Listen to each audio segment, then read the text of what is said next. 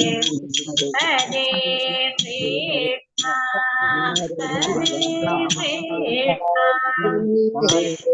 കൃഷ്ണ കൃഷ്ണ ഹരേ ഹരേ ഹരേ രാമ ഹരേ രാമ രാമ രാമ ഹരേ ഹരേ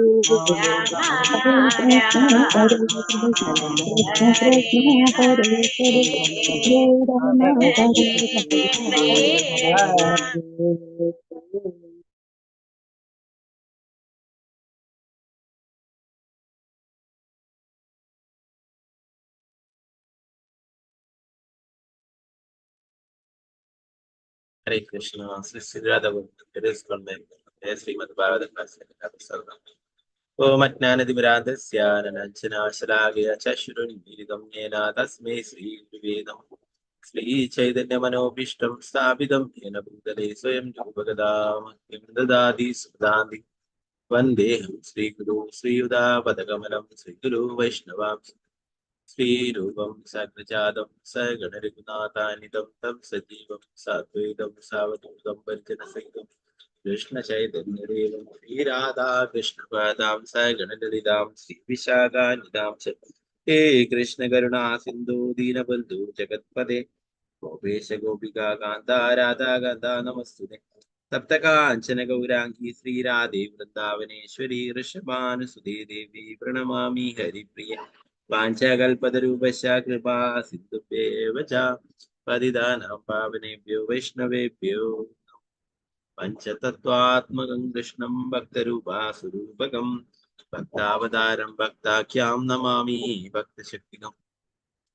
നിത്യാനന്ദമഹം നൗമി സർവാനന്ദകരം പരം ഹരിനാമപ്രദം ദേവം അവധൂത ശിരോമണി.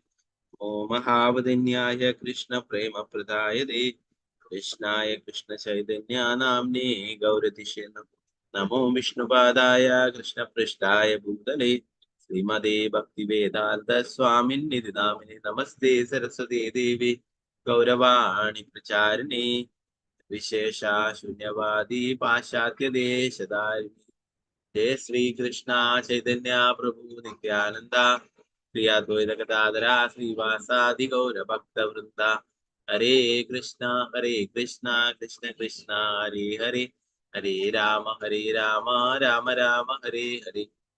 ഗുരുവേ ഗൗരചന്ദ്രായ രാധികായ തഥാരേ കൃഷ്ണായ കൃഷ്ണഭക്തായ തദ്ഭക്തായ പ്രഭുപാദ ജയ നിതായ ഗൗരപ്രേമാനന്ദേ. അതേകബന്ധു മത്സംഗ്യൻ മദ്ഗുരോ മന്മഹാദന നിഷ്ഠാരകമദ്ഭാഗ്യമദാനന്ദ നമസ്തുതേ. ചന്ദ്രായ ശ്രീമദ് ഭാഗവതം. ശ്രീമദ് ഭാഗവതം തൃതീയ സ്കന്ധം 33-ാം അധ്യായം ശ്ലോകം 19.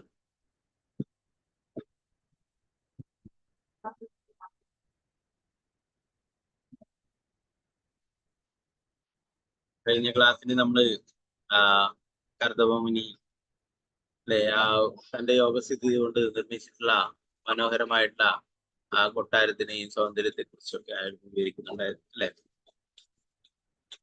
അതുപോലെ തന്നെ ദേവഹൂതി കഠിനമായിട്ടുള്ള തപശ്ചര്യയിൽ ഏർപ്പെടുകയും വ്രതങ്ങളിൽ ഏർപ്പെടുകയും അതുകൊണ്ട് തന്നെ അവരുടെ ശരീരമൊക്കെ മെലിഞ്ഞ് ശരീരത്തിന് വേണ്ടുന്ന ആവശ്യങ്ങളൊക്കെ ചുരുക്കി കൊണ്ടുവരികയും ചെയ്തതിനെ കുറിച്ചിട്ടൊക്കെയാണ് പറഞ്ഞത് അല്ലെ. അതുമായിട്ട് അതിന്റെ ഒരു കണ്ടിന്യൂഷൻ തന്നെയാണ് നമുക്ക് നോക്കാം. 19-ാം ശ്ലോകം. ഓം നമോ ഭഗവതേ വാസുദേവായ. യത്ര പ്രവിഷ്ടമാത്മാനാം വിബുധാൻ ചരാജഗുഃ വ്യാപ്യാമുത്പലഗന്ധിന്യാം കർദമേനോപലാളിതം. യത്ര പ്രവിഷ്ടമാത്മാനം വിബൂധാനുചരാജഗുഃ വ്യാപ്യമുത്പലഗന്ധിന്യാം കർദമേനോപലാളിതം. ഹരേ കൃഷ്ണ.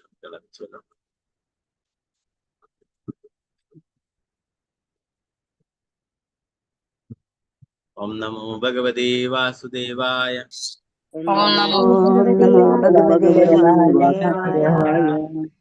യത്ര പ്രവിഷ്ടമാത്മാനാം വിഭൂതാനുചരാജഗുഃ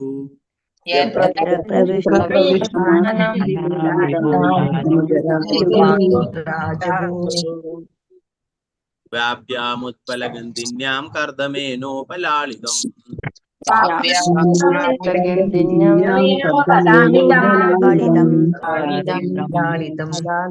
യത്ര പ്രവിഷ്ടമാത്മാനാം വിഭൂതാനുചരാ ജഗുഃ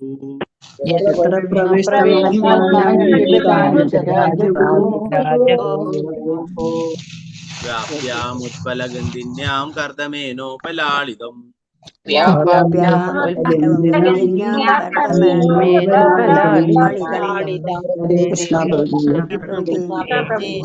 ഹരേ കൃഷ്ണ.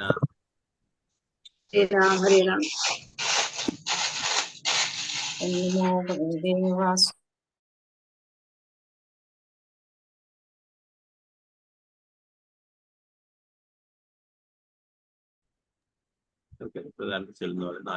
സുവർണപ്രഭ മാതാജി, വിജയനാണ് മാതാജി, മാലതി, ശ്യാമദേവി ദാസ് മാതാജി, നിർമ്മല മാതാജി. ഹരേ കൃഷ്ണ. ഹരേ കൃഷ്ണ പ്രഭുജി. ഹരേ കൃഷ്ണ. ഓം നമോ ഭഗവതേ വാസുദേവായ. പ്രവിഷ്ടമാത്മാനം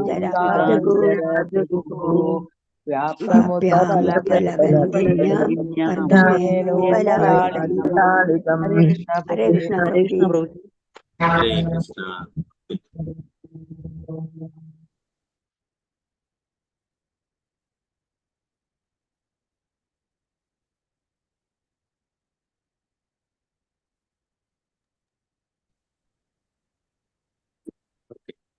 പങ്കജാഷ് മാതാജി, രാജി മാതാജി, തങ്കമണി മാതാജി, രാമേന്ദ്ര പ്രഭു. ഹരേ കൃഷ്ണ. ഹരേ കൃഷ്ണ പ്രഭുജി. ഹരേ കൃഷ്ണ. ഓം നമോ ഭഗവതേ വാസുദേവായ.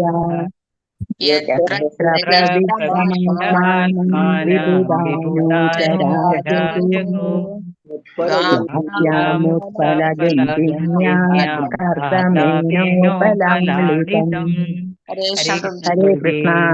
ഹരേ കൃഷ്ണ.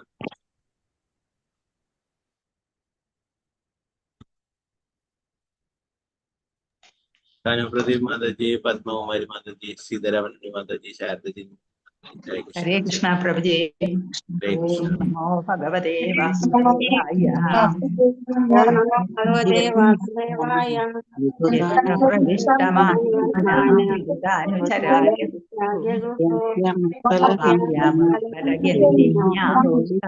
നമോ ഭഗവതേ വാസുദേവായ. ഹരേ കൃഷ്ണ.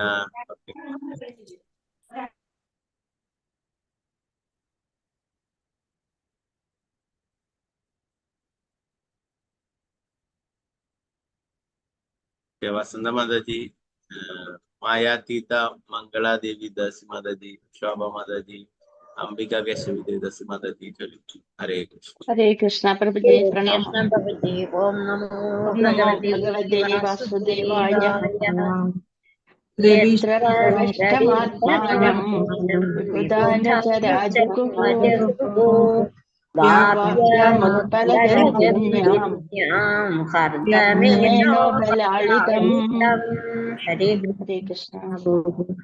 ഹരേ കൃഷ്ണ.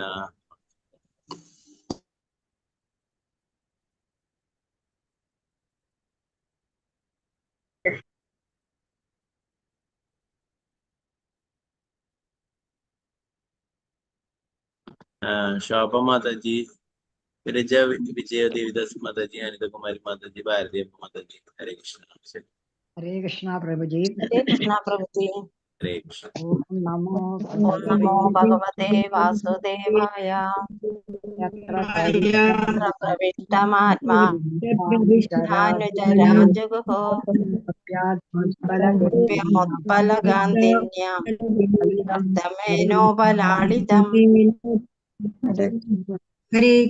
ഹരേ കൃഷ്ണ പ്രഭുജി. ഹരേ കൃഷ്ണ. ഓക്കെ.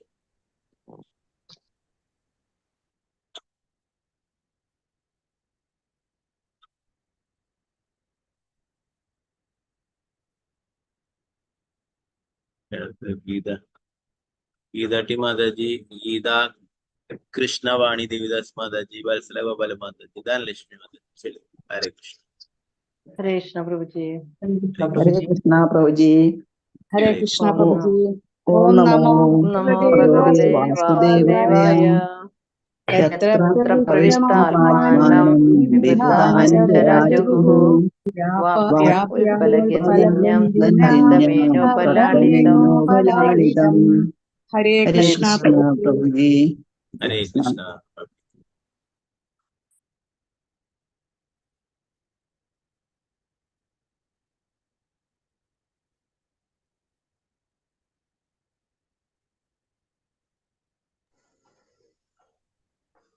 സാവിത്രി കൃപേശ്വരി ദേവദാസ് മാതാജി, വത്സല മാതാജി, അനന്തര മാതാജി, ഗിരിജ വേണുദാസ് മാതാജി. ഗിരിജ വേണുദാസ് മാതാജിക്ക് ദീക്ഷ പേര് കിട്ടിയല്ലോ. പ്രഭു എന്ന് പേര് ഓക്കെ ഓക്കെ, ഹരേ മാറ്റിട്ട് കൃഷ്ണ. കയറണം കേട്ടോ. ഓക്കെ, ശരി. ആ, ഹരേ കൃഷ്ണ. ഹരേ കൃഷ്ണ. ഹരേ കൃഷ്ണ. ഓം നമോ ഭഗവതേ വാസുദേവായ. യത്ര പ്രവിഷ്ടമാത്മാനോ വ്യാമുൽപലഗന്ധിന്യാം ഫലാളിതം. കൃഷ്ണ പ്രഭുജി പ്രണാമം. ഹരേ കൃഷ്ണ. ഓക്കെ, മറ്റുള്ളവർക്ക് ഇനി അടുത്ത ശ്ലോകം കുറിച്ചെല്ലാം ഇതിന്റെ വിവർത്തനം പോവാം.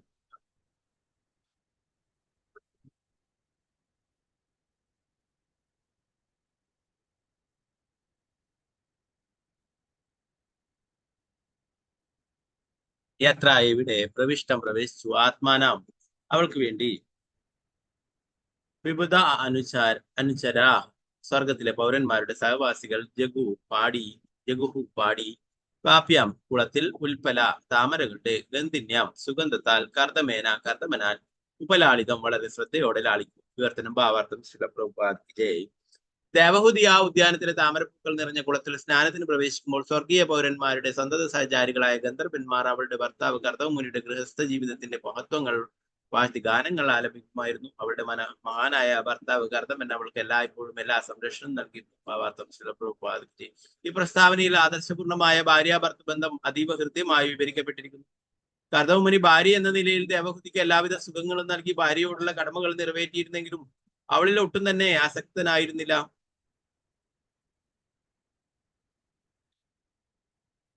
തന്റെ പുത്രൻ കപിലദേവൻ വളർച്ച പ്രാപിച്ചയുടനെ കർദമൻ എല്ലാ കുടുംബ ബന്ധങ്ങളും ഉപേക്ഷിച്ചു. അതേപോലെ ദേവഹൂതി മഹാനായ രാജാവ് സ്വയംഭൂ മനുവിന്റെ പുത്രിയും എല്ലാവിധ യോഗ്യതകളും തികഞ്ഞ സുന്ദരിയുമായിരുന്നിട്ടും പൂർണ്ണമായും അവളുടെ ഭർത്താവിന്റെ സംരക്ഷണത്തിലായിരുന്നു. മനുവിന്റെ നിർദ്ദേശപ്രകാരം സുന്ദരിയായ സ്ത്രീ ഒരിക്കലും സ്വതന്ത്രയായിരിക്കരുത്. ഒരു സ്ത്രീ ബാല്യത്തിൽ അവളുടെ മാതാപിതാക്കളുടെയും യൗവനത്തിൽ ഭർത്താവിന്റെയും വാർദ്ധക്യത്തിൽ വളർച്ച പ്രാപിച്ച പുത്രന്റെയും ആശ്രയത്തിലായിരിക്കണം. ദേവഹൂതി മനുസംഹിതയിലെ ഈ പ്രസ്താവനകൾ സ്വന്തം ജീവിതത്തിൽ പാലിച്ചു. അവൾ ബാലികയായിരുന്നപ്പോൾ പിതാവിന്റെയും യുവതിയായിരുന്നപ്പോൾ എല്ലാ ഐശ്വര്യങ്ങളും ഉണ്ടായിരുന്നിട്ടും ഭർത്താവിന്റെയും അനന്തരം പുത്രൻ കപിലദേവന്റെയും ആശ്രിതയായിരുന്നു. നാരായണൻ നമസ്കൃത്യ നരം ചൈവ നരോത്തമം ദേവീം സരസ്വതിം വ്യാസം തതോ ജയമുദിരേ. നഷ്ടപ്രായേഷു ഭദ്രേഷു നിത്യം ഭാഗവത സേവയാ ഭഗവതി ഉത്തമ ശ്ലോകേ ഭക്തിർഭവതി നൈഷ്ഠികേ. മൂകം കരോതി വാചാലം പങ്കും ലംഘയതേ ഗിരിം യത്കൃപാതമഹം വന്ദേ ശ്രീഗുരു ദീനതാരിണം പരമാനന്ദമാധവം ശ്രീചൈതന്യേശ്വരം. നമോ വിഷ്ണുപാദായ കൃഷ്ണപൃഷ്ഠായ ഭൂതലേ ശ്രീമതേ ഭക്തിവേദാന്ത സ്വാമിന്നിധി നാമിനി.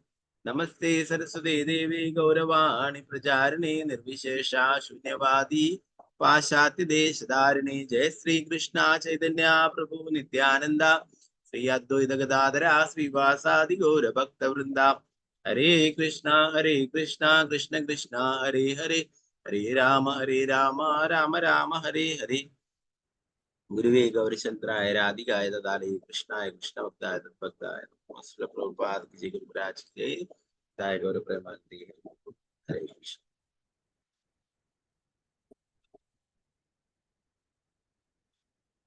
ഇവിടെ ഈ ശ്ലോകത്തില് ഗന്ധർവന്മാരും മറ്റും ആ കർദവമുനിയുടെ ദേവഹൂതിയുടെ ഗൃഹസ്ഥ ജീവിതത്തിന്റെ മഹത്വങ്ങളൊക്കെ പാടുകയായിരുന്നു എന്ന് പറഞ്ഞു. അവരതിനെ കുറിച്ച് സ്തുതിക്കുകയായിരുന്നു. നേരത്തെ പറഞ്ഞു സ്വർഗത്തിലേതിനേക്കാളും ശ്രേഷ്ഠമായിട്ടുള്ള രീതിയിലായിരുന്നു കർദമുനി ആകാശ കൊട്ടാരമൊക്കെ ഉണ്ടാക്കുകയും അല്ലെ അതിലൂടെ സഞ്ചരിക്കും അല്ലെ, അതിൽ എല്ലാ ഗ്രഹങ്ങളിലും സഞ്ചരിച്ചു എന്ന് പറയുന്നു അല്ലെ. അപ്പോ അത്രയും യോഗശക്തിയുള്ള ആളായിരുന്നു കർദമുനി അല്ലെ. അപ്പൊ അതുകൊണ്ട് തന്നെ അദ്ദേഹത്തിന്റെ ആദ്യകാലത്തെ ആശ്രമ ജീവിതത്തെ കുറിച്ചിട്ട് നമ്മൾ നേരത്തെ പഠിക്കുന്നുണ്ട് അല്ലെ. പിന്നീട് ഒരു കുടുംബ ജീവിതത്തിന് അനുയോജിച്ചതല്ല ആശ്രമം എന്ന് വിചാരിച്ചിട്ടാണ് പിന്നീട് തന്റെ ഭാര്യയുടെ സന്തോഷത്തിനായിട്ട് അങ്ങനെ ഒരു ആകാശ കൊട്ടാരം തന്റെ യോഗസിദ്ധി കൊണ്ട് അങ്ങനെ ഒരു കൊട്ടാരം നിർമ്മിക്കുകയും അതിലെല്ലാ സുഖ സൗകര്യങ്ങളും ഉണ്ടാക്കുകയും അല്ലെ, തന്റെ പത്നിയെ സഹായിക്കുവാനായിട്ട് ധാരാളം പരിചാരകന്മാരെയൊക്കെ സൃഷ്ടിക്കുകയൊക്കെ ചെയ്തിട്ടുണ്ടായിരുന്നു. ഇവിടെ പറയുന്ന കർദമമുനി എല്ലാ നിലയിലും ഭാര്യ അല്ലെ, നേരത്തെ പറഞ്ഞു സ്വയംഭൂ മനുവിന്റെ പുത്രിയാണ്, സ്വയംഭൂ മനുവിന്റെ പുത്രിയാണ് ദേവഹൂതി എന്നുള്ളത് അല്ലെ. എല്ലാ തരത്തിലുള്ള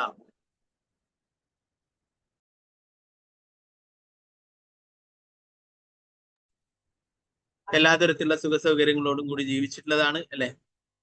ആശ്രമത്തില് കുറച്ചു കാലമൊക്കെ തന്റെ ഭർത്താവിന് സേവനങ്ങൾ ചെയ്ത് കർദമമുനിക്ക് സേവനങ്ങൾ ചെയ്തുകൊണ്ട് വളരെ ലളിതമായിട്ടുള്ള രീതിയിൽ ജീവിതം നയിക്കുകയുണ്ടായി അല്ലെ. പിന്നീട് കുടുംബ ജീവിതമായിട്ട് ഒരു കുട്ടിയൊക്കെ വേണമെന്നുള്ള ആഗ്രഹം ഉണ്ടായപ്പോൾ അതിനനുസരിച്ചിട്ടുള്ള ഒരു കുടുംബജീവിതം നയിക്കാനുള്ള സാഹചര്യമല്ല ആശ്രമ ജീവിതത്തിലുള്ളത് എന്ന് മനസ്സിലാക്കുകയും അതിനനുസരിച്ചുള്ള സൗകര്യങ്ങളൊക്കെ ചെയ്യുകയായിരുന്നു നേരത്തെ പറഞ്ഞു അല്ലെ. അപ്പൊ അത് എല്ലാ സൗകര്യങ്ങളിലും വളരെ സന്തോഷവതിയായിരുന്നു അല്ലെ. എല്ലാ ഗ്രഹങ്ങളിലും സഞ്ചരിച്ചതിനെ കുറിച്ചിട്ടൊക്കെ നേരത്തെ പറഞ്ഞു അല്ലെ. എല്ലായിടത്തും ചുറ്റി കാണുകയൊക്കെ ഉണ്ടായിരുന്നു. പ്രഭാതർ പറയുന്നല്ലേ, നമുക്കിവിടെ വിമാനത്തില് ഒരു രാജ്യത്ത് നിന്ന് വേറൊരു രാജ്യത്തേക്ക് പോകാൻ പറ്റും, എന്നാല് കർദമമുനി ഉണ്ടാക്കിയിട്ടുള്ള ആകാശ കൊട്ടാരമായിട്ടുള്ള വിമാനത്തില് എവിടെ വേണമെങ്കിലും സഞ്ചരിക്കാം, ഏത് ഗ്രഹത്തിലും പോവാം എന്ന് പറയുകയുണ്ടായി. പറയുന്നു കർദമമുനിക്ക് ഒരു ഭാര്യ നിന്നുള്ള നിലയിൽ കടമകളൊക്കെ ഉണ്ടായിരുന്നാൽ കൂടുതൽ അറ്റാച്ച്മെന്റ് ഉണ്ടായിരുന്നില്ല എന്ന് പറഞ്ഞു. ഒരു പുത്രൻ ജനിച്ച് വളർച്ച പ്രാപിച്ച ഉടനെ കർദമമുനി വാനപ്രസ്ഥം സ്വീകരിച്ച് പോവുകയുണ്ടായി അല്ലെ. അതേപോലെ തന്നെ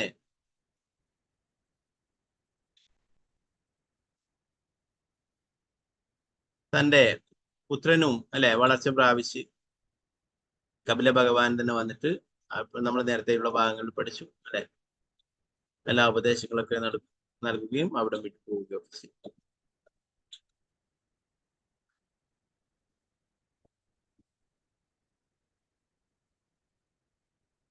പ്രഭാതർ പറയുന്നു, ദേവഹൂതി മഹാനായ രാജാവ് സ്വയംഭൂ മനുവിന്റെ പുത്രിയും എല്ലാവിധ യോഗ്യതകളും തിരിഞ്ഞ സുന്ദരിയായിരുന്നിട്ടും പൂർണ്ണമായും അവളുടെ ഭർത്താവിന്റെ സംരക്ഷണത്തിലായിരുന്നു. മനുവിന്റെ നിർദ്ദേശപ്രകാരം സുന്ദരിയായ സ്ത്രീ ഒരിക്കലും സ്വതന്ത്രയായിരിക്കരുത്.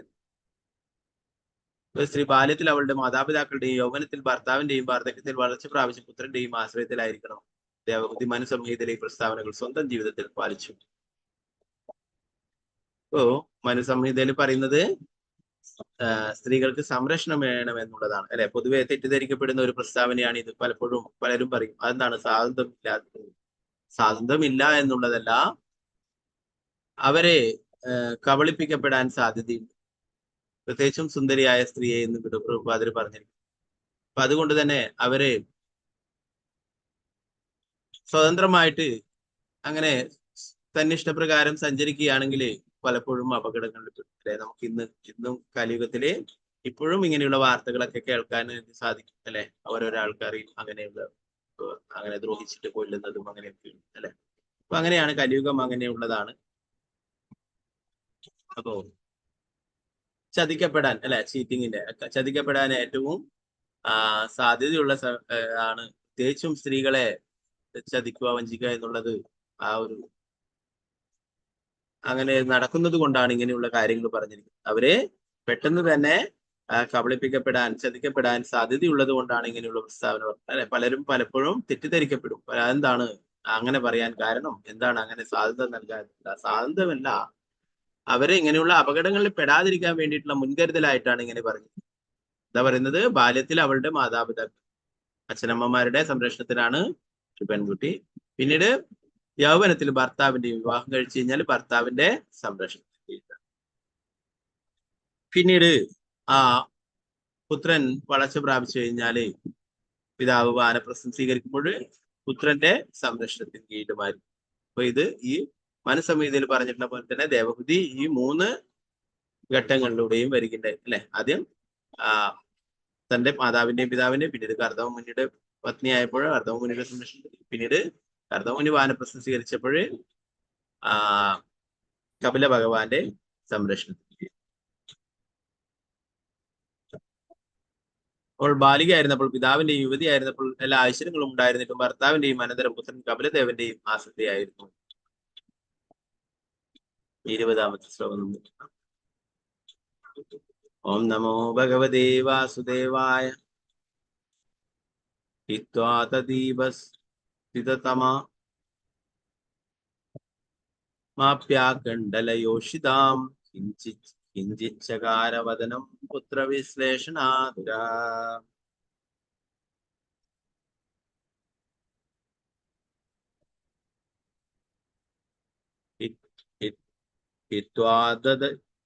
ഹിത്വാദീപസ്ഥിതമപ്യാകണ്ഡലയോഷിതാം കിഞ്ചിച്ചകാരവദനം പുത്രവിശ്ലേഷണാതുരാ. ഏത് വീക്ഷണത്തിലും അവളുടെ സ്ഥാനം അദ്വിതീയമായിരുന്നെങ്കിലും വിശുദ്ധനായ ദേവഹുതി സ്വർഗീയ ഗ്രഹങ്ങളെ സ്ത്രീകളെ പോലും തന്നിൽ അസൂയുള്ളവരാക്കുന്ന ആ നേട്ടങ്ങളും സുഖങ്ങളും എല്ലാം ഉപേക്ഷിച്ചു തന്റെ മഹാനായ പുത്രൻ തന്നിൽ നിന്നും വേർപിരിയുന്നതിൽ മാത്രമായിരുന്നു അവൾക്ക് ദുഃഖം. ഭാവാർത്ഥം ശ്രീല പ്രഭുപാദിച്ചു. തന്റെ ഭൗതിക സുഖങ്ങൾ ഉപേക്ഷിക്കുന്നതിൽ ദേവഹുതിക്ക് ഒട്ടും തന്നെ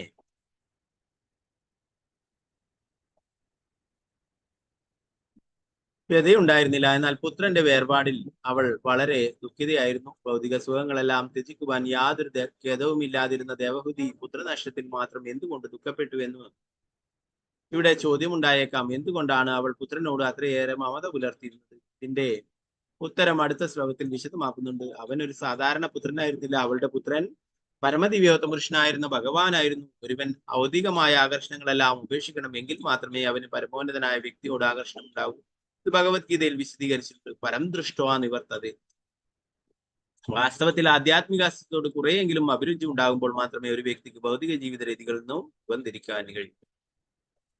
ഇവിടെ പറയുന്നത് ദേവഹുതിക്ക് ഭൗതികമായിട്ടുള്ള എല്ലാ ഐശ്വര്യങ്ങളും അതൊക്കെ ഉപേക്ഷിക്കുവാനായിട്ട് വളരെ നിഷ്പ്രയാസം സാധിച്ചു. എന്നാൽ പുത്രനോടുള്ള ആ ഒരു വിരഹം അത് വളരെയേറെ ദുഃഖവതിയാക്കുകയുണ്ടായി എന്ന് പറഞ്ഞു. എന്തുകൊണ്ടാണ് കാരണം എന്നും പറയുന്നു പ്രഭുപാദരുടെ പറയുന്നു. അത് സാക്ഷാൽ പരമദിവ്യോത്തമ പുരുഷനായിരുന്ന ഭഗവാനാണ് അവൾക്ക് പുത്രനായിട്ട് വന്നിട്ടുള്ളത് എന്ന് പറഞ്ഞു.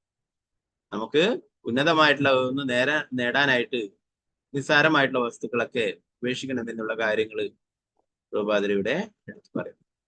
21ാമത്തെ ശ്ലോകം നോക്കാം. ഓം നമോ ഭഗവതേ വാസുദേവായ. വനം പ്രവ്രജിതൈ പത്യാദിർവിരഹാതുരാ.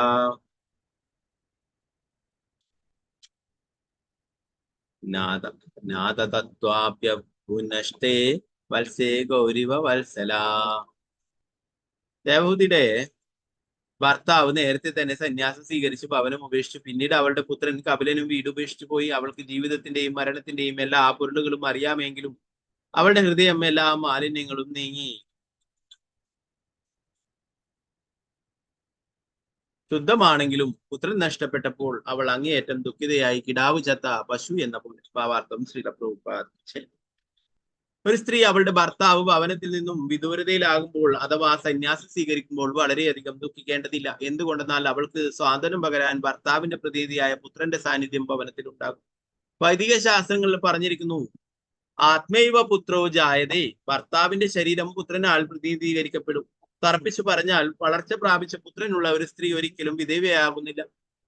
കപിലമുനി അവിടെ ഉണ്ടായിരുന്നപ്പോൾ ദേവഹുതി അത്രയേറെ ദുഃഖവതിയായിരുന്നില്ല. പക്ഷേ അദ്ദേഹത്തിന്റെ വിയോഗത്തിൽ അവൾ അഗാധമായ ദുഃഖത്തിലാണ്ടു. കപിലമുനിയോടുള്ള ലൗകിക ബന്ധമല്ല അവളെ ദുഃഖത്തിലായിരുന്നു, മറിച്ച് പരമദിവ്യോത്തമ പുരുഷനായ ഭഗവാനോടുള്ള ആത്മാർത്ഥമായ സ്നേഹമാണ്.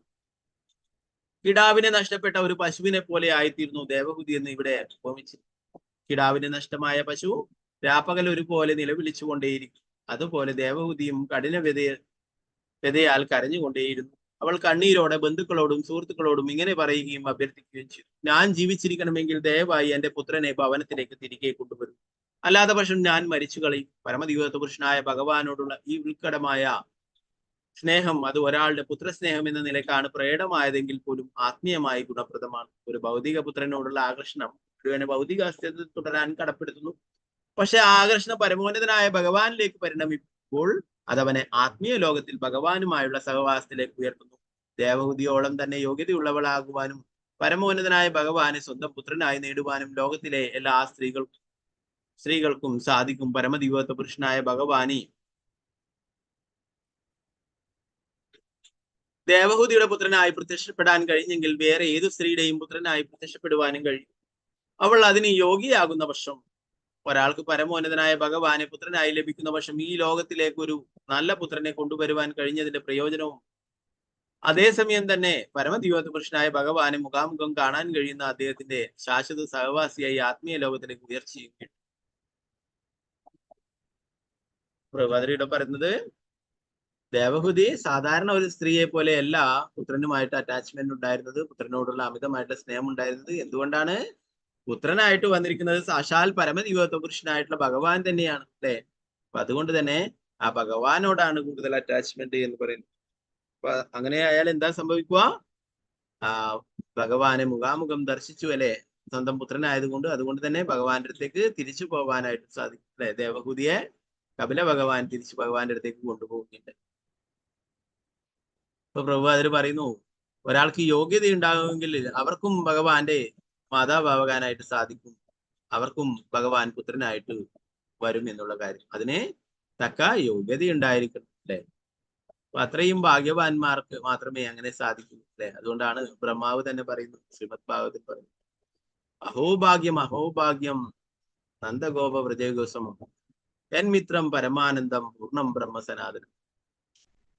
അഹോഭാഗ്യം അഹോഭാഗ്യം, എന്ത് ഭാഗ്യവാന്മാരാണ്, എന്ത് ഭാഗ്യവാന്മാരാണ് യശോദ മാതാവും നന്ദ മഹാരാജാവും ആ വ്രജത്തിലെ വൃന്ദാവനത്തിലെ ഗോപന്മാരും മറ്റുമൊക്കെ, അല്ലെ? അവർക്ക് പുത്രനായിട്ട് ഭഗവാൻ അവതരിച്ചു. ഗോപന്മാരുടെ കളിക്കൂട്ടുകാരായിട്ട് ഭഗവാൻ അവിടെ ലീലകൾ ചെയ്തു. അവരൊക്കെ എത്ര എത്ര ഭാഗ്യവാന്മാരാണെന്ന് ബ്രഹ്മാവ് പറയുന്നു. അപ്പോ അതിന് യോഗ്യത ഉണ്ടെങ്കിൽ പ്രഭുപാദർ പറയുന്നു, അങ്ങനെ ആഗ്രഹിക്കുന്നവർക്കും അതിന് തക്ക യോഗ്യത ഉണ്ടെങ്കിൽ അവർക്കും പുത്രനായിട്ട് വരും എന്ന് പറഞ്ഞു. അപ്പൊ ഒരു സാധാരണ പുത്രനോടുള്ള പോലുള്ള അറ്റാച്ച്മെന്റ് അല്ല ഇവിടെ ദേവഹൂതി പറയുന്നു, അല്ലെ? പുത്രനെ തിരിച്ചു കൊണ്ടുവരണം, അല്ലെങ്കിൽ ഞാൻ ആത്മഹത്യ ചെയ്താൽ മരിച്ചു കളയുമെന്നൊക്കെ ദേവഹൂതി മറ്റുള്ളവരോട് പറയുന്നുണ്ട്.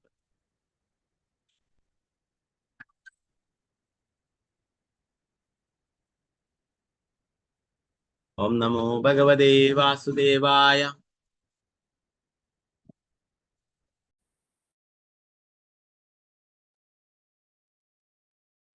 തമേവ ധ്യായതി ദേവാമപത്യം കപിലം ഹരിം. ബഭുവാചിരതോ വത്സാ നിസ്പൃഹാ താദൃശേ ഗൃഹേ. തമേവ ധ്യായതി ദേവാമപത്യം കപിലം ഹരിം.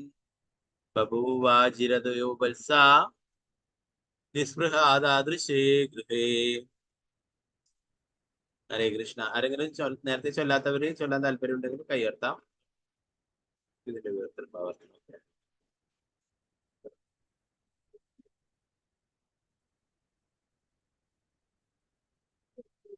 ഓക്കെ.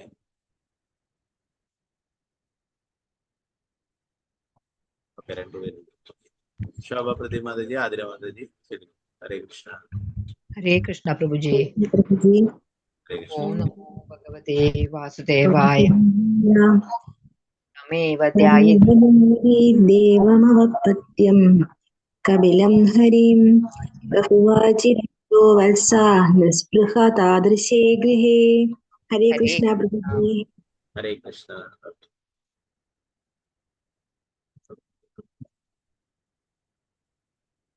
ഇതിന്റെ വിവർത്തനം ഭാഗത്ത് നോക്കാം. ഓ വിതുര, അപ്രകാരം എപ്പോഴും തന്റെ പുത്രനായ പരമദിവ്യത്വ പുരുഷൻ ഭഗവാൻ കപിലനെ ധ്യാനിച്ചു കഴിയുകയാൽ അവൾക്ക് കമനീയമായി അലങ്കരിച്ച് തന്റെ ഭവനത്തോട് പ്രതിപത്തിയില്ലാതായി തീർന്നു. ഭാവാർത്ഥം ശ്രീല പ്രഭുപാദിക്ക് കൃഷ്ണാബോധത്തിലൂടെ ഒരുവനെ എപ്രകാരം ആത്മീയമായ ഔന്നത്യം നേടാമെന്നതിന് പ്രായോഗികമായ ഒരു ഉദാഹരണം കൊടുത്തിരിക്കുകയാണ് ഇവിടെ. കപിലദേവൻ കൃഷ്ണനാണ്. അദ്ദേഹം ദേവഹൂതിയുടെ പുത്രനായി പ്രത്യക്ഷപ്പെട്ടു. കപില ഭഗവാൻ വീടുപേക്ഷിച്ചു പോയതിനു ശേഷം അവൾ സദാ അദ്ദേഹത്തെ കുറിച്ചുള്ള വിചാരങ്ങളിൽ മുഴുകി.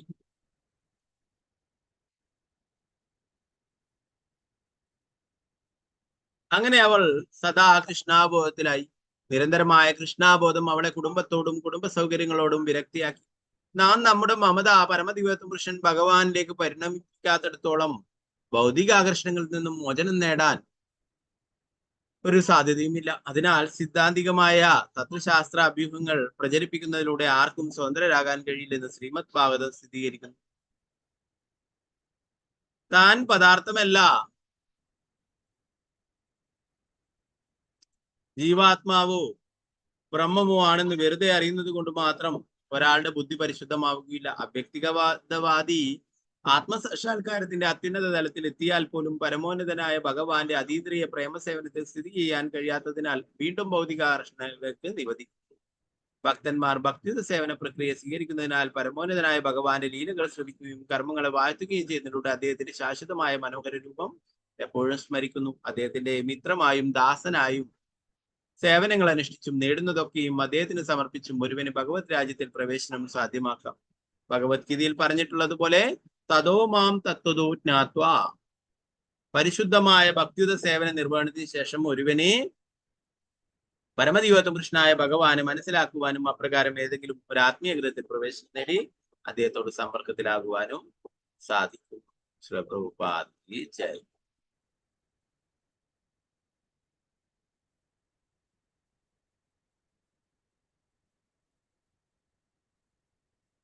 ഭഗവാനെ തന്നെ ധ്യാനിച്ചു കഴിയുന്നത് കൊണ്ട് അവൾക്ക് തൻ്റെ ആ കൊട്ടാരത്തിനോടും ഇതിനോടും തന്നെ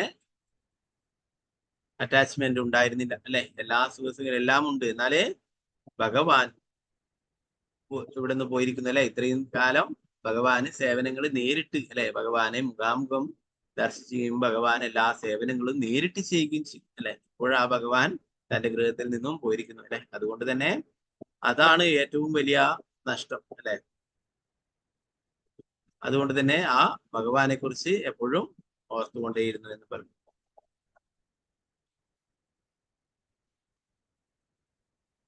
അപ്പൊ നമുക്ക് കൂടുതലും ഒരാൾക്കാർക്ക് ഇപ്പോ ഏറ്റവും പ്രിയപ്പെട്ട ആരെങ്കിലും എപ്പോഴും കൂടെ ഉണ്ടെങ്കിൽ അത്ര വലിയ അവരെ കുറിച്ച് ചിന്തിക്കാനൊന്നും ഉണ്ടാവില്ല, അല്ലെ? എന്നാൽ അവര് നമ്മളിൽ നിന്നും കുറച്ച് ദൂരെയാണെങ്കിൽ എപ്പോഴും ചിന്തിച്ചുകൊണ്ടിരിക്കും, അല്ലെ? ഭാര്യ ഭർത്താക്കന്മാരെ കുറിച്ച് തന്നെ പറയുകയാണെങ്കിൽ അവര് ഒരുമിച്ചുണ്ടപ്പോൾ എന്തെങ്കിലും ഇങ്ങനെ പറഞ്ഞുകൊണ്ടോ അടിച്ചുകൊണ്ടോ, അല്ലെ, പ്രശ്നങ്ങളൊക്കെ ഉണ്ട്. എന്നാൽ അവര് വേറെ വേറെ ആയി കഴിഞ്ഞാൽ ഇപ്പൊ ജോലിക്ക് എന്തെങ്കിലും വേറെ എവിടെയെങ്കിലും പോയി വിദേശത്തൊക്കെ പോയാല് എപ്പോഴും അവരെ കുറിച്ച് തന്നെയായിരിക്കും ചിന്തിക്കുക, അല്ലെ? അത് ഭൗതികമായിട്ടുള്ള ഒരു കാര്യം പറയുന്നത്. എന്നാൽ ഇവിടെ പറയുന്നത് ദേവഹൂതി ചിന്തിച്ചുകൊണ്ടേയിരുന്നത് ഭഗവാനെ കുറിച്ചാണ്. ഭഗവാൻ തന്റെ പുത്രനായിരുന്നു, അല്ലെ? അപ്പോ മക്കള് പഠിക്കാനൊക്കെ പോയാലും അങ്ങനെയാണ്. അച്ഛനമ്മമാരൊക്കെ ലാളിച്ച് മക്കളെയൊക്കെ വളർത്തിട്ട് അവര് വേറെ എവിടെയെങ്കിലും സ്ഥലങ്ങളിലൊക്കെ പഠിക്കാനൊക്കെ പോയിട്ട് കഴിഞ്ഞാൽ അവരെ കുറിച്ച് തന്നെയായിരിക്കും ചിന്ത, അല്ലെ? രാവിലെയും വൈകിട്ടൊക്കെ അവരെ വിളിക്കും, എന്തൊക്കെയാണെന്ന് അന്വേഷിക്കും, അല്ലെ? അപ്പോൾ എപ്പോഴും അവരെ ചിന്തിച്ചുകൊണ്ടേയിരിക്കും. അത് ഭൗതികമായിട്ടുള്ള കാര്യം. എന്നാൽ ഇവിടെ ദേവഹൂതി അതേപോലെയല്ല ചിന്തിക്കുന്നത്. സാക്ഷാൽ പരമദിവ്യത്വ പുരുഷനായിട്ടുള്ള ഭഗവാൻ തന്നെയാണ് തനിക്ക് പുത്രനായിട്ട് കൊണ്ടുവരുന്നത്. അതുകൊണ്ട് തന്നെ ഭഗവാനെ കുറിച്ചാണ് എപ്പോഴും ചിന്തിച്ചു കൊണ്ടേയിരുന്നത്. അതുകൊണ്ട് തന്നെ മറ്റുള്ള ഭൗതികമായിട്ടുള്ള എല്ലാ ബോധങ്ങളും നഷ്ടമായി എന്ന് പറയുന്നു. മറ്റുള്ള സുഖ സൗകര്യങ്ങളോടോ ഒന്നിനോടും അറ്റാച്ച്മെന്റ് ഇല്ലാതായി.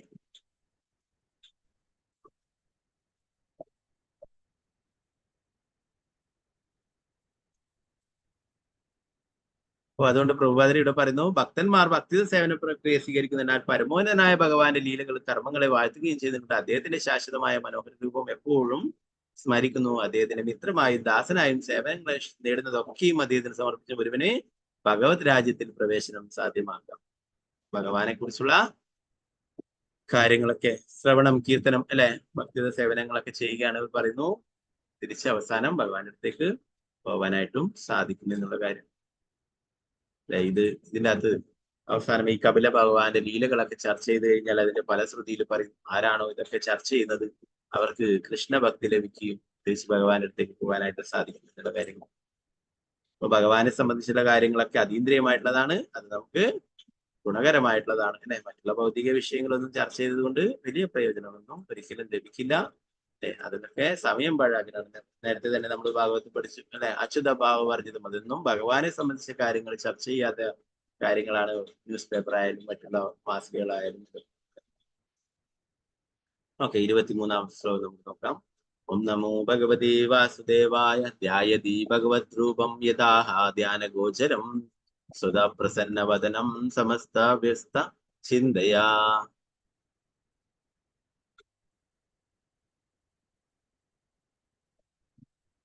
ശാശ്വതമായ മന്ദസ്മിതം തൂകുന്ന തന്റെ പുത്രനും പുരുഷൻ ഭഗവാനുമായ കപില ഭഗവാനിൽ നിന്നും ആകാംക്ഷാപൂർവവും വിശദമായും ശ്രവണം ചെയ്ത ദേവഹൂതി പരമോന്നതനായ ഭഗവാന്റെ വിഷ്ണു രൂപത്തെ നിരന്തരം ധ്യാനിക്കാൻ ആരംഭിച്ചു. ഭഗവാൻ നേരത്തെ ഭക്തിയുത സേവനത്തെ കുറിച്ചിട്ടും അതിന്റെ പ്രാധാന്യത്തെ കുറിച്ചിട്ടും അല്ലെ പല കാര്യങ്ങളും വിശദമാക്കിയിട്ടുണ്ട് അല്ലെ. ആ എല്ലാ ഉപദേശങ്ങളും ഉൾക്കൊണ്ട് തന്നെ ഭഗവാനെ ധ്യാനിക്കുകയുണ്ടായെന്ന് പറഞ്ഞു. നമുക്ക് 24-25 ശ്ലോകങ്ങൾ ഒരുമിച്ചാണ് നമുക്ക് നോക്കാം. ഓം നമോ ഭഗവതേ വാസുദേവായ ഭക്തി പ്രവാഹയോഗേന വൈരാഗ്യേന ബലീയസാ യുക്താനുഷ്ഠാനജാതേന ജ്ഞാനേന ബ്രഹ്മഹേതുന വിശുദ്ധേന തദാത്മാനാം വിശ്വതോമുഖം സാനുഭൂത്യാതിരോഭൂതമായ ഗുണവിശേഷണം. ഭക്തിയുത സേവനത്തിൽ ഗൗരവമായി മുഴുകിക്കൊണ്ടാണ് അവൾ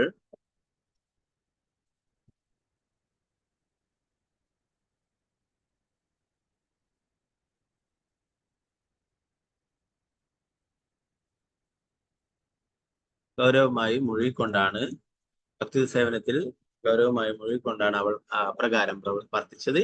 വൈരാഗ്യം സുദൃഢമായിരുന്നതിനാൽ അവൾ ശരീരത്തിന് വളരെ അത്യാവശ്യമുള്ളവ മാത്രമേ സ്വീകരിച്ചിരുന്നുള്ളൂ. പരമസത്യത്തെ സാക്ഷാത്കരിച്ചതിനാൽ ജ്ഞാനത്തിൽ സ്ഥിതി ചെയ്യുന്ന അവളുടെ ഹൃദയം പരിശുദ്ധീകരിക്കപ്പെട്ടു. പൂർണ്ണമായും പരമദിവ്യ പുരുഷൻ ഭഗവാന്റെ ധ്യാനത്തിൽ നിർലീനയായ അവളിൽ നിന്നും ഭൗതിക പ്രകൃതിയുടെ ഗുണരീതികളെല്ലാം ദേവഹൂതിക്ക് സാക്ഷാൽ ഭഗവാൻ തന്നെയാണ്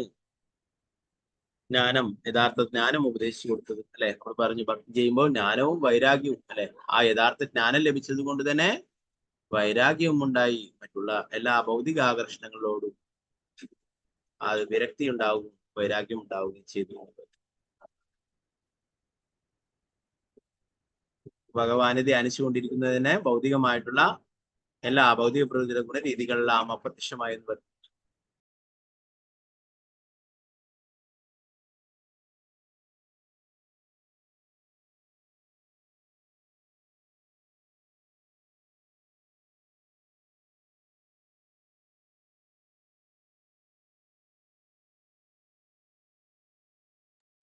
ഓക്കെ, നമുക്ക് ഈ ഒരു ശ്ലോകം കൂടി നോക്കാം.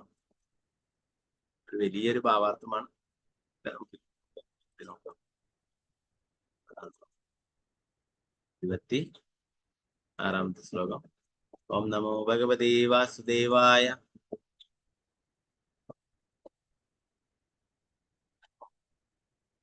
ബ്രഹ്മണ്യവസ്ഥിതാമതിർ ഭഗവത്യാത്മാ സംശ്രയേ നിവൃത്തജീവാപത്തിത്വാ ക്ഷീണക്ലേശാപ്ത നിർവൃതി.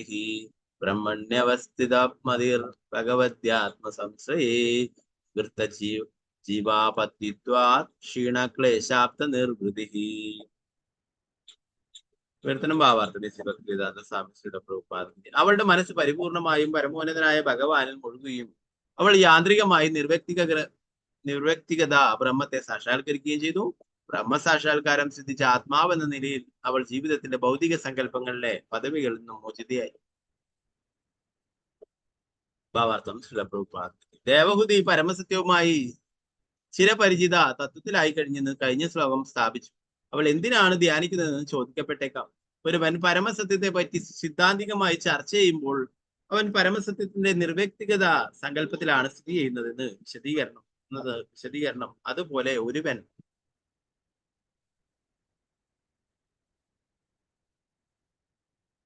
പരമദിവ്യ പുരുഷൻ ഭഗവാന്റെ രൂപം, യോഗ്യതകൾ, ലീലകൾ, സഹചാരികൾ തുടങ്ങിയവയെ പറ്റി ഗൗരവപൂർവ്വം ചർച്ച ചെയ്യുമ്പോൾ അവൻ അദ്ദേഹത്തെ ധ്യാനിക്കുന്ന അവസ്ഥയിൽ എത്തിച്ചേർന്നിരുന്നു. ഒരുവന് പരമോന്നതനായ ഭഗവാന്റെ സമ്പൂർണ്ണ ജ്ഞാനം കൈവന്നിട്ടുള്ള പക്ഷം അവൻ നിർവ്യക്തിഗത ജ്ഞാനവും യാന്ത്രികമായി സാക്ഷാത്കരിച്ചിരിക്കും.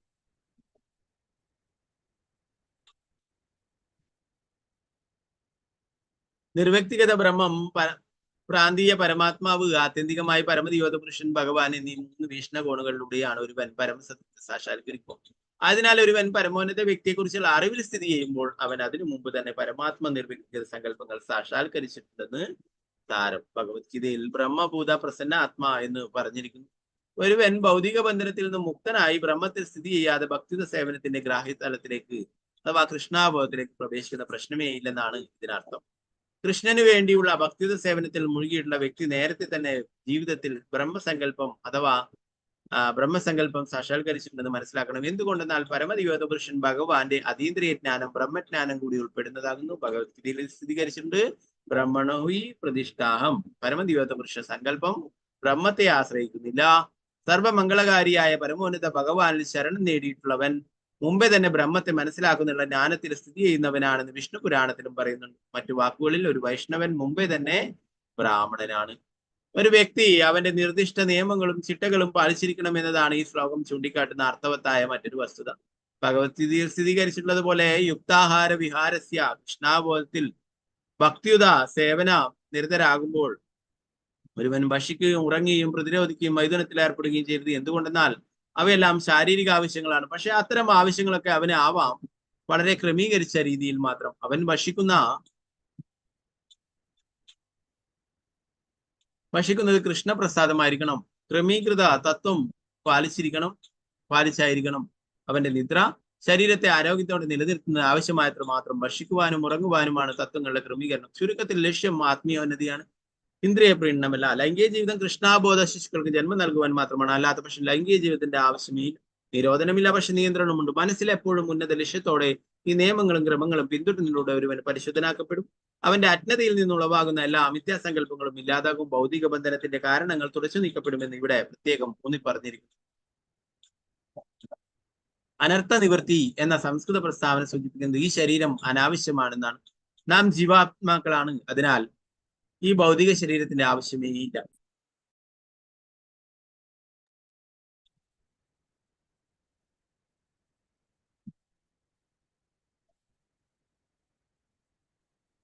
പക്ഷേ നാം ഭൗതിക ശരീരം ആസ്വദിക്കാൻ ആഗ്രഹിക്കുന്നത് മൂലം പരമദിവ്യോത പുരുഷൻ ഭഗവാന്റെ സംവിധാനത്തിൽ കീഴിൽ ഭൗതികോർജത്തിലൂടെ നമുക്ക് ഭൗതിക ശരീരം ഉണ്ടായിരിക്കുന്നു.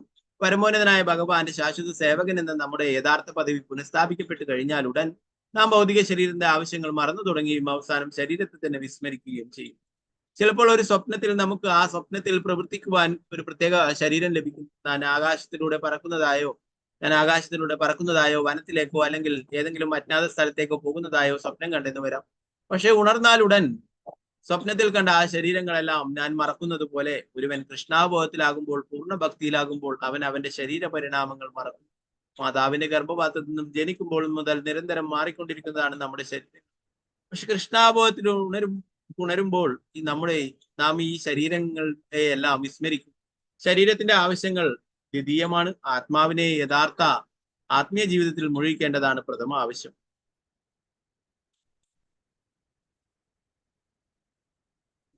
പൂർണ്ണ കൃഷ്ണാബോധത്തിലുള്ള ഭക്തിത സേവന പ്രവർത്തനങ്ങളാണ് നമ്മളെ അതീന്ദ്രിയതയിൽ സ്ഥിതി ചെയ്യാൻ നിദാനമാകും. ഭഗവതി ആത്മസംശ്രയെ എന്നീ വാക്കുകൾ പരമദിവ്യോത പുരുഷൻ ഭഗവാൻ പരമാത്മാവാണെന്ന് അഥവാ സകലരുടെയും ആത്മാവാണെന്ന് ചൂണ്ടിക്കാട്ടും. ഭഗവത്ഗീതയിൽ കൃഷ്ണൻ പറയുന്നു, ബീജം മാം സർവഭൂതാനാം, എല്ലാ ജീവസത്തകളുടെയും ബീജം ഞാനാകുന്നു. ഭക്തിത സേവന പ്രക്രിയയിലൂടെ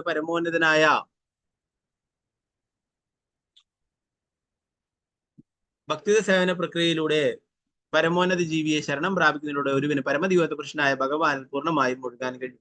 കപിലൻ വിവരിച്ചതുപോലെ മദ്ഗുണ ശ്രുതി മാത്രേണ പരമദിവ്യോത പുരുഷനായ ഭഗവാൻ സ്ഥിതി ചെയ്യുന്ന പൂർണ്ണമായ കൃഷ്ണാബോധത്തിലുള്ള ഒരുവൻ ഭഗവാന്റെ അതീന്ദ്രിയ യോഗ്യതകൾ ശ്രവിച്ചു തുടങ്ങിയാലുടൻ ഭഗവത് സ്നേഹത്താൽ പൂരിതനാകും.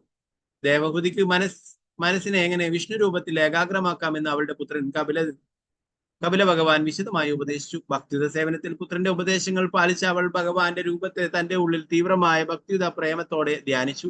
അതാണ് ബ്രഹ്മസാക്ഷാത്കാരത്തിന്റെ അല്ലെങ്കിൽ നിഗൂഢ യോഗത്തിന്റെ അതുമല്ലെങ്കിൽ ഭക്തിയോഗത്തിന്റെ പരിപൂർണത. ആത്യന്തിക വിഷയത്തിൽ ഒരുവൻ പരമോന്നതനായ ഭഗവാന്റെ വിചാരങ്ങളിൽ പൂർണ്ണമായി മുഴുകുകയും അദ്ദേഹത്തെ നിരന്തരം ധ്യാനിക്കുകയും ചെയ്യുമ്പോൾ അതാകുന്നു പരമോന്നത പരിപൂർണത. ആ വിധത്തിൽ സദാ ഭഗവത് വിചാരങ്ങളിൽ ലീനനാകുന്ന ഒരുവൻ അത്യുന്നതനായ യോഗിയായി പരിഗണിക്കപ്പെടുമെന്ന് ഭഗവത്ഗീത സ്ഥിരീകരിക്കുന്നു. അതീന്ദ്രിയ സാക്ഷാത്കാരത്തിന്റെ എല്ലാ പ്രക്രിയകളുടെയും ജ്ഞാനയോഗത്തിന്റെയും ധ്യാനയോഗത്തിന്റെയും ഭക്തിയോഗത്തിന്റെയും യഥാർത്ഥ ലക്ഷ്യം ഭക്തിയുത സേവനത്തിന്റെ ബിന്ദുവിൽ എത്തിച്ചേരുകയാണ്. ഭക്തിത സേവനം കൂടാതെ ഒരുവൻ പരമസത്യത്തിന്റെയോ പരമാത്മാവിന്റെയോ ജ്ഞാനമാർജിക്കുവാൻ യത്നിക്കുന്ന വശം അവൻ യഥാർത്ഥ ഫലം നേടാൻ കഴിയാതെ വെറുതെ അധ്വാനിക്കുക മാത്രമായിരിക്കും ചെയ്യുന്നത്. മണി നീക്കിയ ഗോതമ്പിന്റെ ഉമി കുത്തുന്നതിനോട് ഇതിനെ ഉപമിച്ചിരിക്കുന്നു. അരി അല്ലെ, അരിയുടെ അരി നീക്കിയിട്ടുള്ള ആ ഒരു അതിന്റെ ഉമി മാത്രമേ ഉണ്ടാവൂ അല്ലെ, അത് കുത്തുന്ന അത് ഇവിടെ പറഞ്ഞു. അതിനെ ഉപയോഗിച്ചിരിക്കുന്നത് പരമദിവ്യ പുരുഷനായ ഭഗവാനാണ് ആത്യന്തിക ലക്ഷ്യം എന്ന് മനസ്സിലാക്കാത്ത അഭ്യൂഹങ്ങളിൽ ഏർപ്പെടുന്നതും നിഗൂഢ യോഗം അഭ്യസിക്കുന്നതും യാതൊരു മൂല്യവുമില്ലാത്ത വൃഥാവിലാകും. അഷ്ടാംഗ യോഗത്തിൽ പരിപൂർണത 7ാമത്തെ തലം ധ്യാനമാണ്. ഈ ധ്യാനം ഭക്തിത സേവനത്തിൽ 3ാമത്തെ തലമാണ്. ഭക്തിത സേവനത്തിന് 9 തലങ്ങളുണ്ട്. അവയിൽ പ്രഥമം ശ്രവണമാണ്, തുടർന്ന് കീർത്തനവും, പിന്നെ ധ്യാനവും. ഭക്തിത സേവന നിർവഹണത്തിലൂടെ ഒരുവൻ വിദഗ്ധനായ ജ്ഞാനിയും വിദഗ്ധനായ യോഗിയുമായി തീരും. മറ്റു വാക്കുകൾ ജ്ഞാനവും യോഗവും ഭക്തിത സേവനത്തിന്റെ വ്യത്യസ്തങ്ങളായ പ്രാഥമിക തലങ്ങളാകുന്നു. യഥാർത്ഥത്തിൽ ശരിയായത് തെരഞ്ഞെടുക്കുന്നതിൽ വിദഗ്ധയായിരുന്നു ദേവഹൂതി. അവൾ സദാ പുഞ്ചിരി തൂകുന്ന തന്റെ പുത്രൻ കപിലദേവന് ഉപദേശിച്ചത് പ്രകാരം വിഷ്ണുവിന്റെ രൂപത്തെ വിശദമായി ധ്യാനിച്ചു. അതേസമയം തന്നെ പരമദിവ്യ പുരുഷനായ ഭഗവാൻ കപിലദേവനെ സ്മരിക്കുകയും ചെയ്തു. ആയതിനാൽ അവൾ തന്റെ തപസ്സുകളിലും പരിത്യാഗങ്ങളിലും അതീന്ദ്രിയ സാക്ഷാത്കാരത്തിലും പരിപൂർണയായി. ശ്രീല പ്രഭുപാദ് ജയ.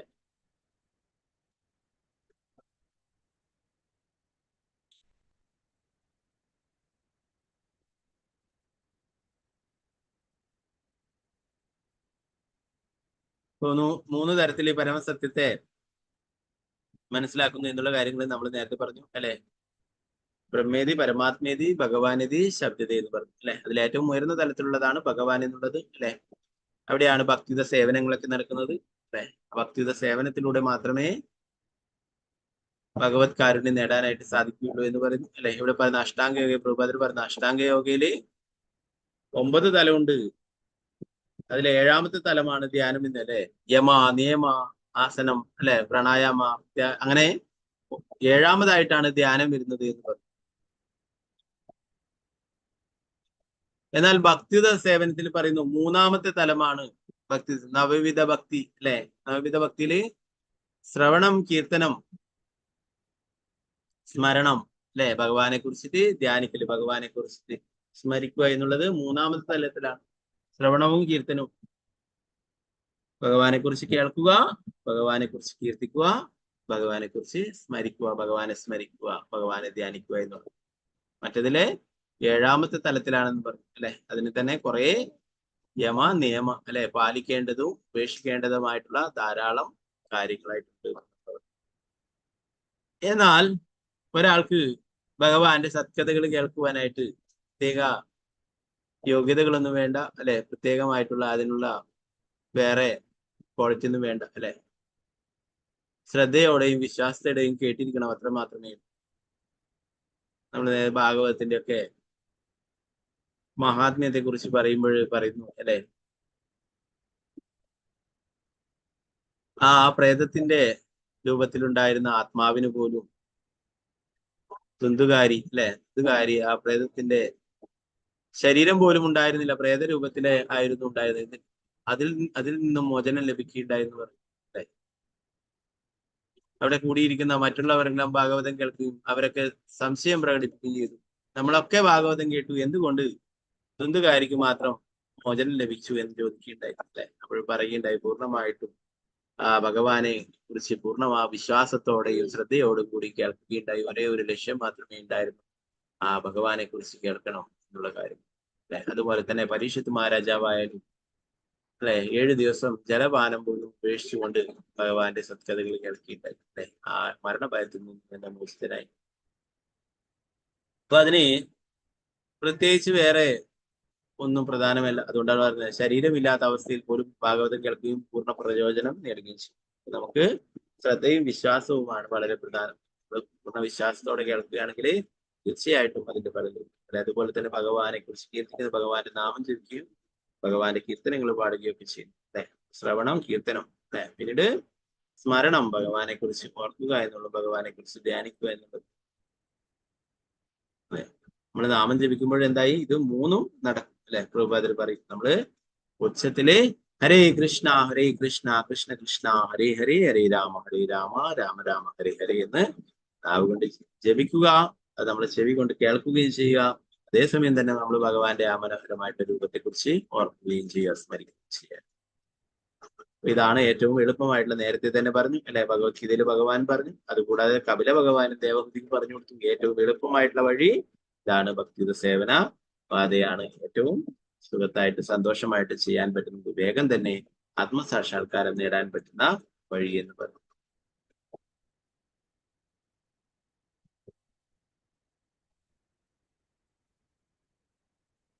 അഷ്ടാംഗ യോഗത്തിൽ പരിപൂർണത 7ാമത്തെ തലം ധ്യാനമാണ്. ഈ ധ്യാനം ഭക്തിയുത സേവനത്തിൽ 3ാമത്തെ തലമാണ്. ഭക്തിയുത സേവനത്തിന് 9 തലങ്ങളുടെ അവയിൽ പ്രഥമം ശ്രവണമാണ്, തുടർന്ന് കീർത്തനവും പിന്നെ ധ്യാനവും. ഭക്തിയുത സേവന നിർവഹണത്തിലൂടെ ഒരു വിദഗ്ധനായ ജ്ഞാനിയും വിദഗ്ധനായ യോഗിയുമായി തീരും. എല്ലാ യോഗികളിലും വെച്ചിട്ട് അത്യുന്നത യോഗി ഭക്തി യോഗിയാണ് ഭഗവത്ഗീതയിൽ തന്നെ പറഞ്ഞത്. മറ്റു വാക്കുകൾ ജ്ഞാനം, യോഗം ഭക്തിയുത സേവനത്തിന്റെ വ്യത്യസ്ത പ്രാഥമിക തലങ്ങളാണ്. യഥാർത്ഥത്തിൽ ശരിയായ തെരഞ്ഞെടുക്കുന്നതിൽ വിദഗ്ധനായിരുന്നു ദേവഹൂതി. അവൾ സദാ പുഞ്ചിരി തൂക്കുന്ന തന്റെ പുത്രൻ കപിലദേവന് ഉപദേശിച്ച പ്രകാരം വിഷ്ണുവിന്റെ രൂപത്തെ വിശദമായി ധ്യാനിച്ചു. അതേസമയം തന്നെ പരമദിവ്യ പുരുഷനായ ഭഗവാൻ കപിലദേവനെ സ്മരിക്കുകയും ചെയ്തു. ആയതിനാൽ അവൾ തന്റെ തപസ്സുകളിലും പരിത്യാഗങ്ങളും അതീന്ദ്രിയ സാക്ഷാത്കാരത്തിലും പരിപൂർണയായി. ദേവഹൂതിക്ക് തന്റെ പുത്രനോടാണ് കൂടുതൽ ഇഷ്ടം അല്ലെ. അതുകൊണ്ട് തന്നെ ആ പുത്രനെ കുറിച്ച് തന്നെ ഓർത്തു അല്ലെ, നേരത്തെയുള്ള ശ്ലോകത്തിൽ പറഞ്ഞു. എന്നാൽ യഥാർത്ഥത്തിൽ ആ പുത്രൻ എന്ന് പറയുന്നത് പരമദിവ്യ പുരുഷനായിട്ടുള്ള ഭഗവാനെയാണ് അല്ലെ. ഭഗവാനാണ് കപില ഭഗവാനായിട്ട് അവതരിച്ചത്. സാക്ഷാൽ പരമദിവ്യ പുരുഷനുള്ള ഭഗവാൻ തന്നെയാണ് അല്ലെ. അതുകൊണ്ട് തന്നെ വേറെ മറ്റുള്ള ആൾക്കാരെ ചിന്തിക്കുന്നത് പോലെ ഭൗതികമായിട്ടുള്ള രീതിയിലല്ല ഇതിനെ കാണേണ്ടത്. ഇത് സാക്ഷാൽ ഭഗവാനോടുള്ള അത്രയും അറ്റാച്ച്മെന്റ് അല്ലെ, അതാണ് കാണിക്കുന്നത്. അപ്പൊ അതുകൊണ്ട് അതൊരിക്കലും വേറെ തലത്തിലായിട്ടുള്ളതല്ല. ഇത് ഭക്തിയുത സേവനത്തിലെ ഒരു പടി തന്നെയാണ്. സ്മരണം, ധ്യാനം അല്ലെ, വിഷ്ണു രൂപത്തിനെ ധ്യാനിക്കേണ്ടതായിട്ട് പറഞ്ഞു. അതേസമയം തന്നെ ആ പറഞ്ഞു കൊടുത്ത കപില ഭഗവാനെ അല്ലെ, നേരത്തെ പറഞ്ഞു, ആരാണോ എല്ലാ ജനങ്ങളും യോഗികളും ഋഷികളൊക്കെ ആത്മസാക്ഷാത്കാരം നേടാനായിട്ട് പോകുന്നത് അല്ലെ, ആരെയാണ് സമീപിക്കുന്നത്, അതേ ഭഗവാൻ ഒരു മാതൃകയായിട്ട് ആത്മസാക്ഷാത്കാരം നേടാനായിട്ട് പോകുന്നത്.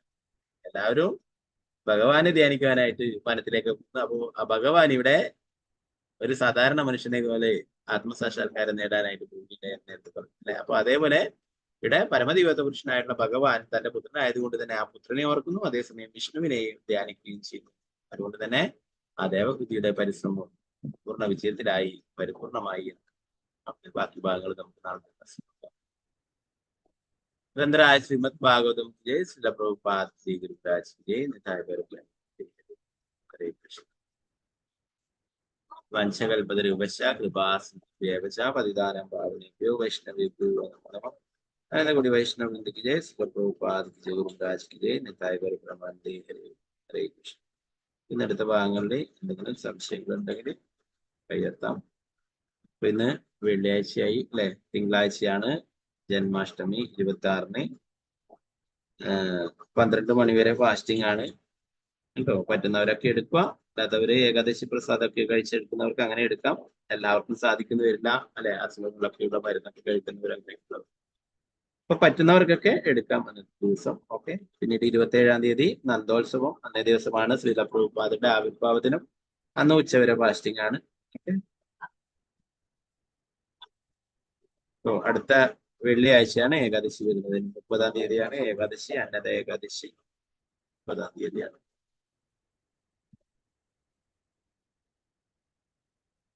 ഓക്കെ. അപ്പൊ വേറൊന്നും ഇല്ലെങ്കിൽ നമുക്ക് ക്ലാസ് ഇവിടെ ചുരുക്കാം. എല്ലാവർക്കും ഹരേ കൃഷ്ണ. വംശകൽപതരൂപശ കൃപാസിന്ധുഭ്യേവച പതിദാനം പാവനേഭ്യോ വൈഷ്ണവേഭ്യോ അനന്തഗുരു വൈഷ്ണവ